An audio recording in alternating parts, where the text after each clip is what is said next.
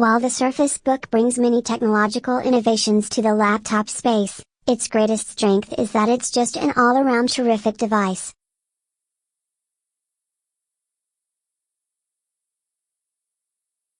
During its short tenure as a hardware maker, Microsoft has become the de facto trailblazer for Windows running devices.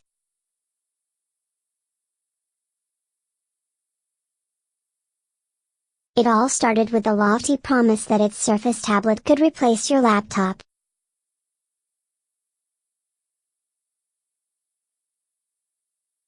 We were skeptical about it 3 years ago, but after the Surface Pro 3, Microsoft nearly perfected the formula and showed veteran computer manufacturers how hybrids should be made.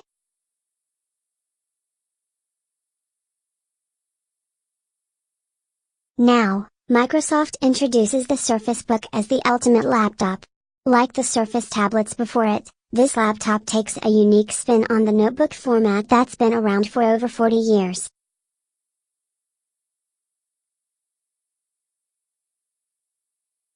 Between the 3:2 aspect ratio, 13.5-inch screen and its practically trademarked dynamic fulcrum hinge, there isn't any machine on the planet like the Surface Book, and then, with the touch of a button and a gentle tug, it becomes a tablet.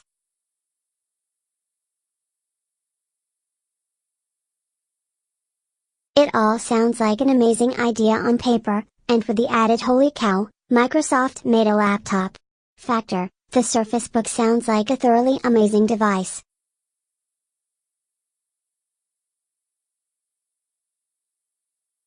Let's see just how well Redmond made good on the hype. 2 years on, Surface Book buyers are unlikely to have experienced buyer's remorse.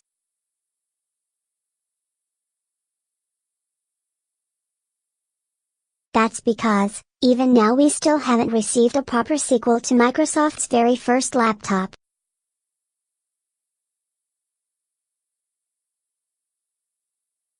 Nevertheless, there has been a fair amount of rumor spillage over the last few weeks.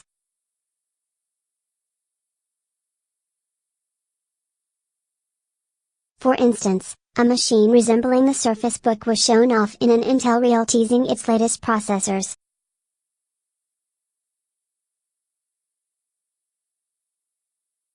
Outfitted in an unprecedented black finish and sporting the controversial fulcrum hinge, the video suggests the 8th gen processors are designed for what's coming next, perhaps alluding to an imminent announcement.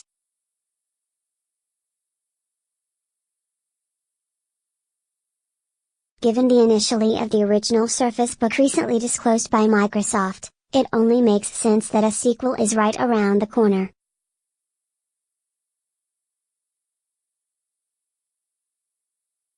Even so, this rate went down to 10% from 25% 7 months after launch, indicating a speedy recovery for the convertible.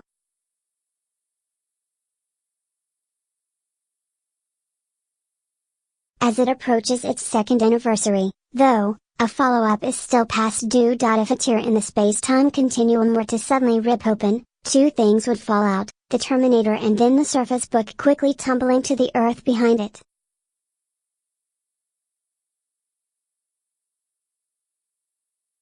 From the snake-like hinge, the flat design and even down to the washed-out silver color of this laptop, everything about it just seems like it came from the future.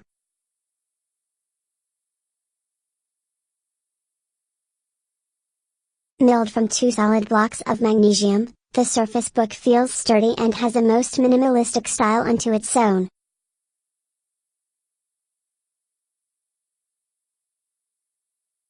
From keyboard deck to the palm rests, the entire interior of this laptop is one flat surface of metal, save for the large space reserved for the glass touchpad.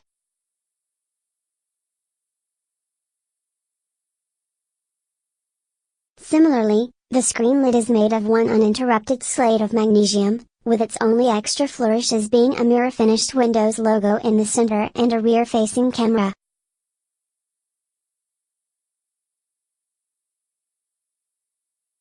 Along the chiseled sides, you'll find two flat edges that start from the top of the display and terminate at the tip of the palm rest.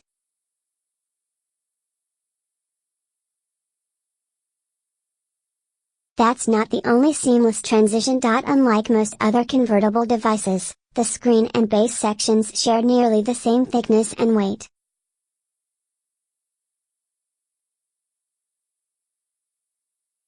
Without the foreknowledge that the display can actually detach, the Surface Book looks like one continuous device, thanks to the hinge.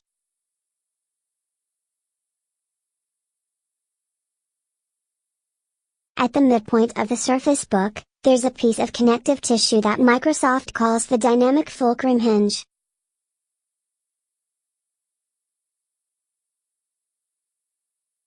On top of simply gluing the screen and keyboard base together, it's this key piece that makes the whole device work.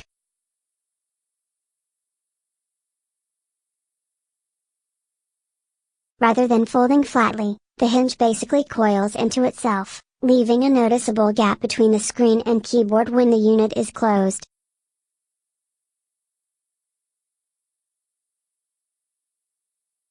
When opened, this same part rolls out and actually extends the base of the laptop, which in turn helps extend the support base for the tablet portion of the Surface Book, called the clipboard.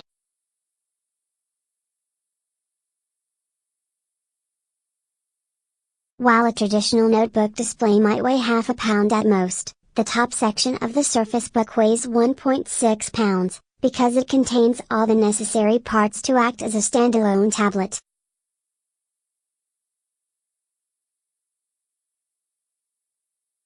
As such, the hinge has been reinforced and contains extra mechanisms, not unlike the Lenovo Yoga 900's watch band style hinge to keep it in place.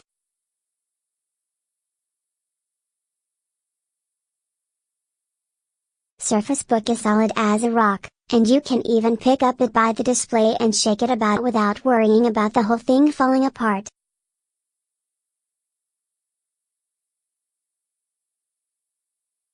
On a flat surface, the screen is held steady in place and even stays put when you have it in your lap.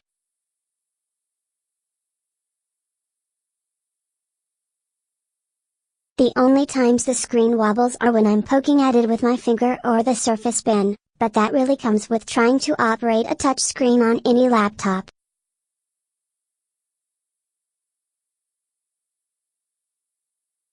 And to address the concerns of the gap left in the middle of the system. Yes, there is a substantial open space in the middle of the system when it's closed.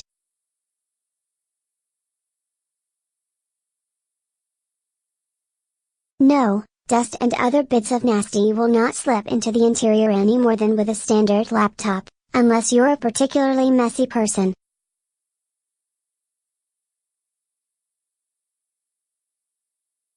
After a week of using the Surface Book religiously, I can run my finger against the inside edge of the hinge and not find a single speck of dust.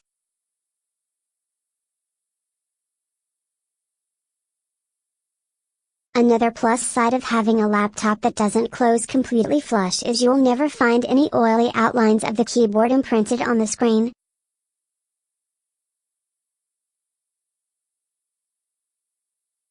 It's a design element that also eliminates the need to seat the keyboard into a recessed area.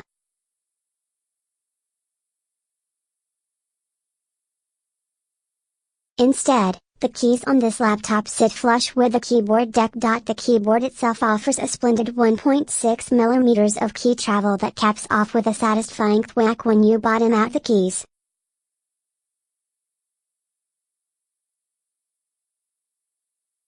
The trackpad is equally as enjoyable, with its glass laminated finish. For the first time ever, I found myself interested in using the 3-finger multi-gestures to rotate through windows and reveal the desktop.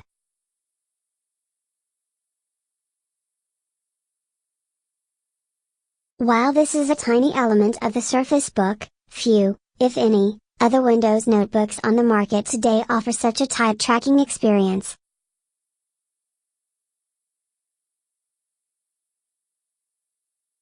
The Surface Book's other signature trick is the screen can pop off the base with just the tap of a button.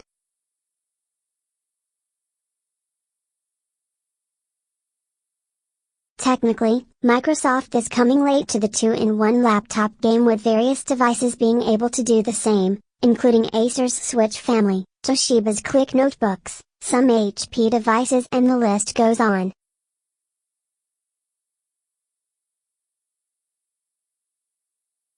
However, no one has made a system as seamless as the Surface Book. Docking and attaching the clipboard is nearly as seamless as the Surface Book's design.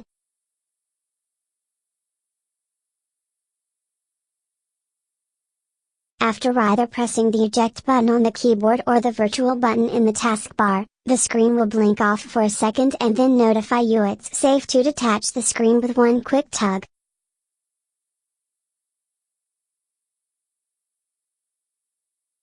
It's fast and simple, however, the timing takes a little getting used to. After you get the prompt to detach the screen, you have to wait for about half a second before you can actually lift the display off its base.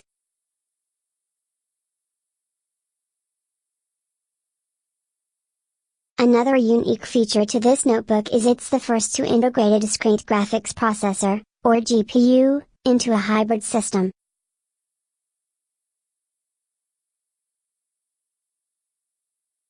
Tucked underneath the keyboard is a customized NVIDIA GeForce GPU that makes this laptop just a bit more capable with media production and gaming.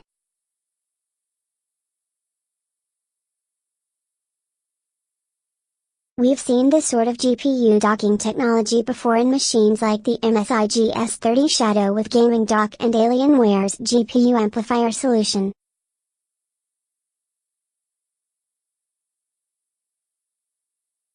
Microsoft has improved upon dockable graphics, as the Surface Book just needs a short moment to disengage the extra parts, whereas both the Alienware and MSI solutions require the laptop to reboot completely.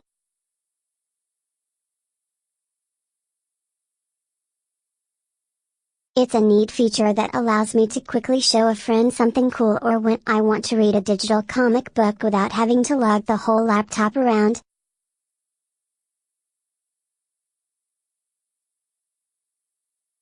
But it didn't really click with me until I realized how easily it lets me bring my entire PC to another place without having to disconnect my external monitor, keyboard, mouse, Xbox controller and all my other peripherals at home. It's the coolest mechanic since the saucer separation of the Enterprise D.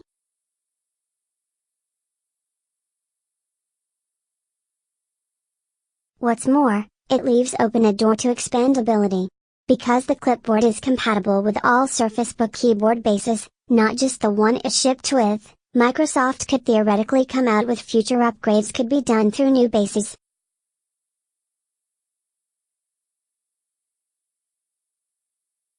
Or maybe even a desktop rig that interfaces with the display? We can dream. Gabe Carey also contributed to this review.